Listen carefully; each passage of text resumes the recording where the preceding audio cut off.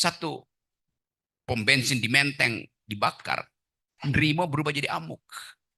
Itu yang terjadi di 98, itu yang terjadi di 65.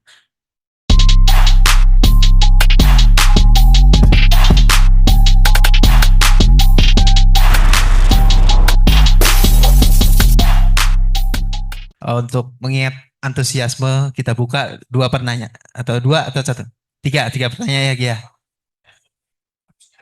Oke, kita buka penanya lagi. Untuk Bapak yang di depan sini satu, sama Bapaknya satu, di perempuannya, ya Ibu satu. Silakan untuk yang pertama Bapak.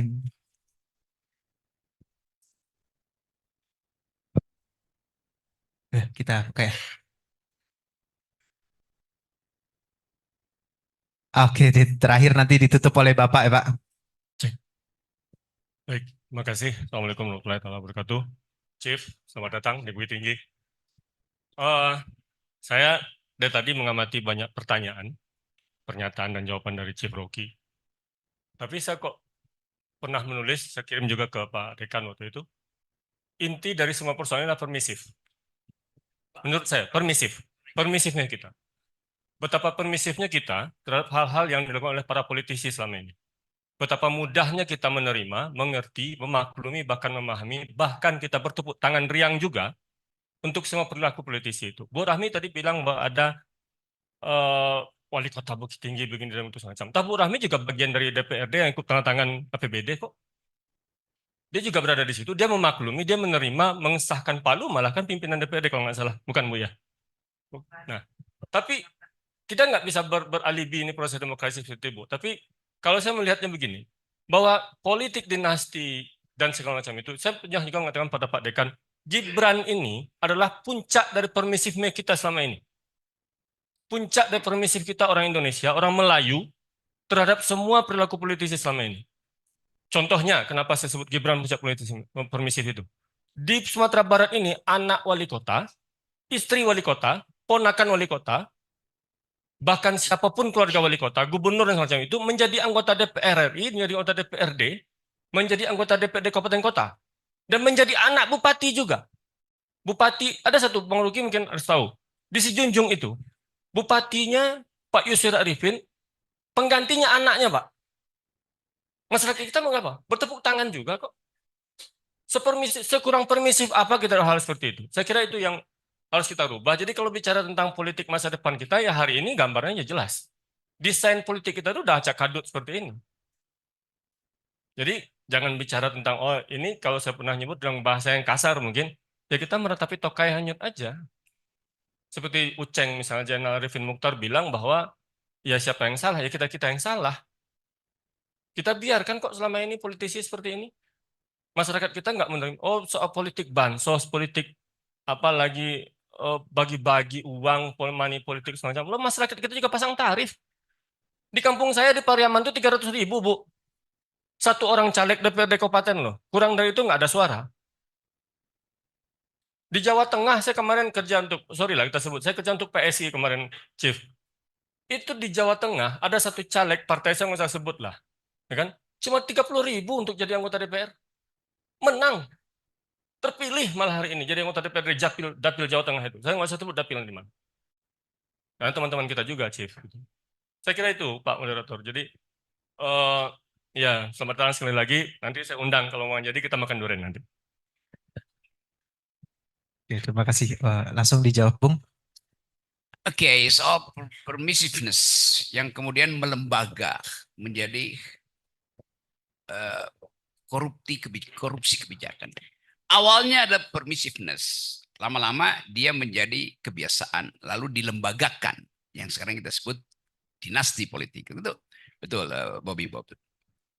Tetapi selalu ada countervailing ideas terhadap itu. Mungkin lama itu, tetapi kita harus tahu bahwa keseimbangan alam itu tidak mungkin terus-menerus itu berlangsung. Sama seperti saya kasih contoh yang agak radikal ya. 10 tahun lalu, kisah Bukit Tinggi ini berlaku secara lebih lengkap di sebuah kota di Meksiko. Di situ ada sebuah kota yang wali kotanya mengangkat saudara-saudaranya sebagai aparat.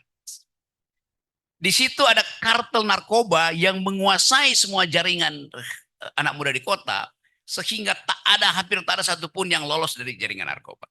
Di situ ada polisi yang setiap hari memalak supir sampai miskin supir itu oleh polisi.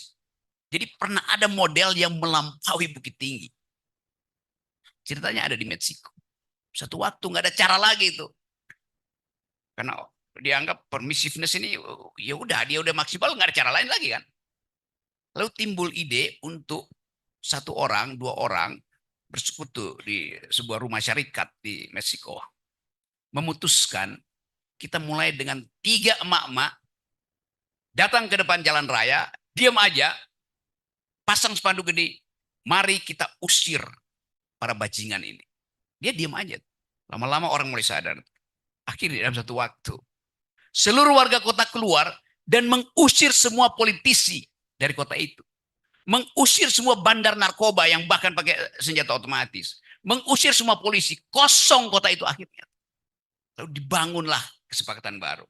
Kita hanya butuh forum untuk memutuskan pasar ini jual apa, pasar sana jual apa. Akhirnya pemerintah nasional Meksiko melegalkan bahwa kota itu bahkan boleh menulis konstitusinya sendiri. Ini kejadian beneran. Itu kemarahan akhirnya tiba itu. Indonesia ada di dalam antropologi permissiveness. Kita tahu dalam bahasa Jawa nrimo aja tuh. Tapi kita juga tahu orang Indonesia punya ciri antropologi yang disebut ngamuk, emak. Kalau Anda baca Webster Dictionary, kata amuk itu, emak, tulisnya AMUCK itu. Di situ diterangkan, emak artinya ngamuk tanpa arat, tanpa alasan. Terjemahan dari amuk itu. Dan ditaruh di dalam kurung, berasal dari kata Indonesia. Jadi orang Indonesia menyumbang lema, term ke dalam kasana bahasa dunia dengan kata amuk itu. Amuk. Sebenarnya ada 2 kata Indonesia menyumbang ke English Dictionary. 1 amuk, 2 orang utan. Kata orang utan itu nggak diterjemahkan, tetap orang utan. Amuk juga tidak diterjemahkan. Bacanya mesti emak, amok. Amok itu khas. Jadi dari nrimo ke amuk itu gampang sekali terjadi. 1 pom bensin di Menteng dibakar, nrimo berubah jadi amuk. Itu yang terjadi di 98, itu yang terjadi di 65. Jadi sebetulnya kita jengkel, tapi kalau kita tidak punya kemampuan untuk membaca momentum, kapan nrimo itu berubah menjadi amok? Kita bisa katakan, kapan sifat progresif itu membatalkan ortodoksi? Percakapan intelektual selalu akan tiba pada kondisi untuk menghasilkan perubahan politik. Itu yang didalilkan. So bring intellectual back into politics. Itu dasarnya. Kembalikan kaum intelektual ke dalam politik. Tembus aja seluruh halangan kan. Kalau kampus satu Bukit Tinggi bikin kekompakan untuk tidak mau lagi mengajar. Mungkin 2 hari orang masih sini, 3 hari ya kan kalian dekan ya bakal hilang pendapatannya tuh. Oh iya. Kampus mau dia bilang kami mogok untuk belajar untuk mengajar karena kami hanya mengajarkan kedunguan. Diikuti 4 kampus di Padang, diikuti 2 di Sulawesi. Pada akhirnya satu Indonesia mengatakan kemampuan kita untuk memberi nasihat sudah selesai. Seluruh kapasitas berpikir sudah diucapkan oleh Muhammadiyah. Sekarang saatnya kita menghentikan seluruh kegiatan itu. Hebohnya satu dunia, bukan cuma Indonesia. Tapi itu diperlukan kematangan strategis. Dekan Fakultas Hukum bisa bicara dengan dekan Fakultas Biologi di Sumatera Utara misalnya, dalam posisi yang sama. Nah itu sebetulnya yang terjadi, yaitu bangkitnya kembali pikiran kampus melalui guru-guru besar ini. Yang tadinya juga orang nggak percaya bahwa guru besar kok bisa bikin amicus curiae, mempersoalkan. Padahal saya tahu sebagian besar dari guru besar itu dulu menolak saya untuk masuk ke kampus mereka. Begitu terjadi semacam momentum, ada potensi perubahan, mereka yang tiba-tiba ada di depan. Tapi oke, kita harus sabar mengatakan itu. Bahwa momentum itu akan tiba, tapi suhu ini kita pelihara.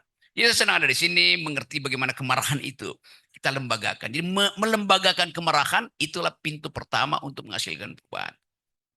Assalamualaikum warahmatullahi wabarakatuh. Waalaikumsalam warahmatullahi wabarakatuh.